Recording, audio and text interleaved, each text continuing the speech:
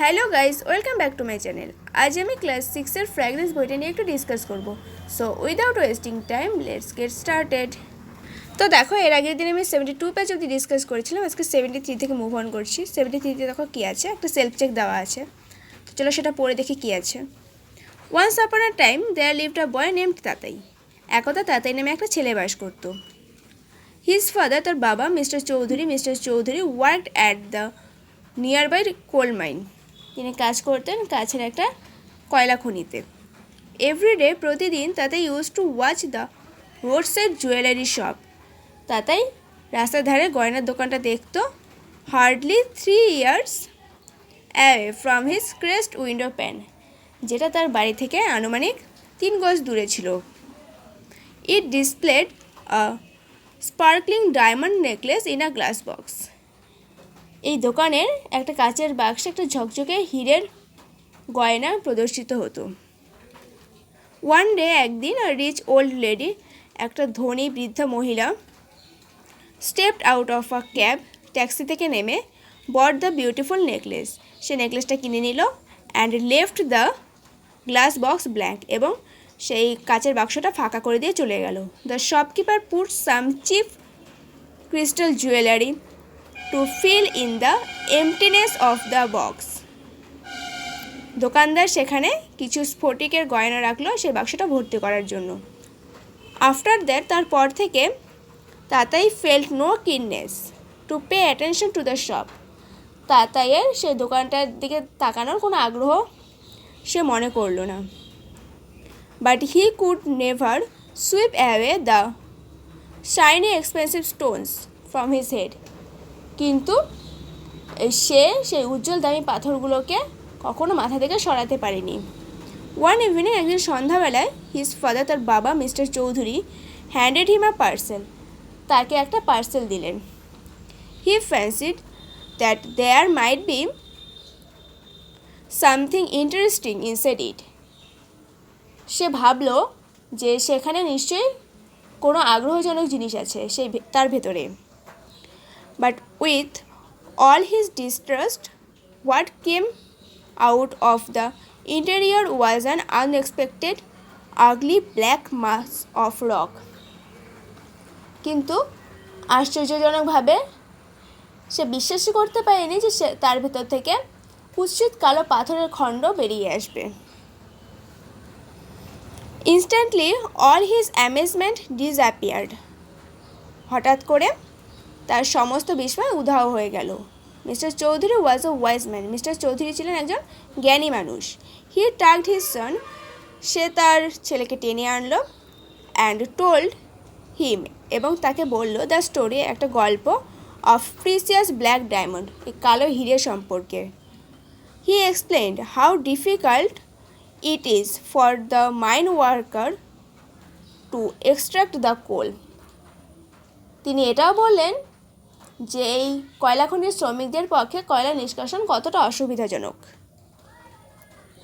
If the fragile mine walls collapse, no one would remain alive, as there would be no way from the mines. যদি খনির দেয়ালে ভঙ্গুর দেয়ালগুলো ধসে পড়ে, তবে কেউ জীবিত থাকবে না, কারণ খনি থেকে বের হওয়ার কোনো পথ নেই। The black diamond is the fruit of their sweat, blood and genuine hard work. তাদের ঘাম, রক্ত আর অকৃত্রিম কঠোর পরিশ্রমের ফল হলো এই কালো হিরে।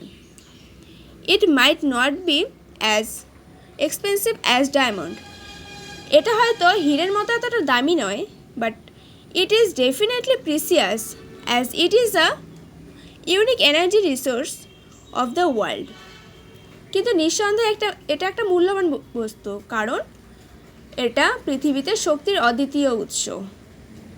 তো আমাদের প্যাসেজটা কমপ্লিট হয়ে গেল। এখন চলো এটার অ্যাক্টিভিটিগুলো সলভ করা যাক। অ্যাক্টিভিটি 12 দেখো কী আছে, rearrange the following sentences in the correct order and put the numbers in the given boxes. এখানে যে সেন্টেন্সগুলো দেওয়া আছে, সেন্টেন্সগুলো এলোমেলোভাবে দেওয়া আছে, তো এগুলোকে সাজিয়ে লিখতে বলা হয়েছে। তো দেখো 1 নম্বরটা কোনটা হবে? 1 নম্বরটা হবে Mister Chowdhury worked at a coal mine. তবে 2 নম্বরটা হবে Tatai use to look at the diamond necklace. তারপর 3 নম্বরটা হয়ে যাবে the necklace was sold to a rich old lady. তারপর 4 নাম্বারটা হবে Tatai had no keenness for the jewellery shop anymore. তারপর দেখো 5 নাম্বারটা হয়ে যাবে Tatai had no effect to see the coal. তারপর 6 নাম্বারটা দেখো হবে Mister Chowdhury told him about black diamond. তারপর অ্যাক্টিভিটি 13তে দেখো feel in the blanks with words from the passage থেকে ওয়ার্ড নিয়ে ব্ল্যাঙ্কসগুলোকে ফিল আপ করতে হবে।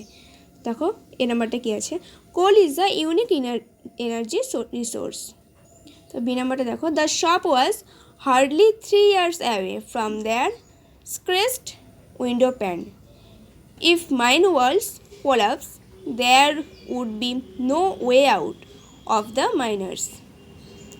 Tatai fancied that the parcel might contain something interesting. The shopkeeper put some cheap crystal jewelry into the glass box. Mr. Choudhury handed him a parcel. তারপর activity 14টা দেখো pick out the most suitable words for the following expressions from the passage. অনুচ্ছেদ থেকে নিচের অভিব্যক্তিগুলোর জন্য উপযুক্ত শব্দ খুঁজে বের করো, মানে নিচের এক্সপ্রেশনগুলোর জন্য উপযুক্ত শব্দ খুঁজে বের করো। প্রথমেটা দেখো কী আছে সামথিং অফ গ্রেট ভ্যালু, সেটা হয়ে যাবে precious. To take out something extract. Something unforeseen unexpected. A state of being very fragile. A vehicle similar to taxi, cab. A noun expressing vacancy, emptiness. তারপর অ্যাক্টিভিটি 15 দেখো make sentences with the word pairs each in 1 sentences. এখানে যে সেন্টেন্সগুলো এখানে যে ওয়ার্ডগুলো আছে মানে দুটো করে ওয়ার্ড দেওয়া আছে, দুটো করে ওয়ার্ড দিয়ে একটা করে সেন্টেন্স বানাতে হবে। এখানে শব্দ জোড়া আছে, শব্দ জোড়া দিয়ে বাক্য রচনাগুলো করতে বলা হয়েছে। তো প্রথমে এটা দেখো আছে ইউনিক ওয়াচ। এই ইউনিক ওয়াচ দুটো ওয়ার্ডই একটা সেন্টেন্সের মধ্যে থাকতে হবে। দেখো do not miss this unique opportunity to watch that movie, মানে এই চলচ্চিত্রের দেখার এমন অনবদ্য সুযোগ হারিও না। তারপর একটা আছে দেখো blank paper. The boy submitted a blank sheet of paper, ছেলেটা একটা সাদা কাগজ জমা দিল। তারপরটা আছে দেখো পার্সেল আর postman. The postman delivered the parcel, ডাকপিয়ন এই পার্সেলটা দিল। তারপরে আছে দেখো কিননেস আর art. A kindness of art is unexpected in such a young girl, এরকম অল্প বয়সী মেয়েটার মধ্যে শিল্পে আগ্রহ অপ্রত্যাশিত। তারপরে অ্যাক্টিভিটি 16 দেখো write the opposite of the words given below. এখানে যে ওয়ার্ডগুলো আছে তার অপোজিট ওয়ার্ডটা লিখতে হবে। তো দেখো প্রথমে এটা কী আছে ডিস্টার্স হয়ে যাবে trust. Politely rudely, appear disappeared, undamaged damaged, blank full, alive dead, interior exterior. তো আজ এতটাই থাক, এরপর দিন বাকি প্রশ্নটা নিয়ে ডিসকাস করবো। So thank you.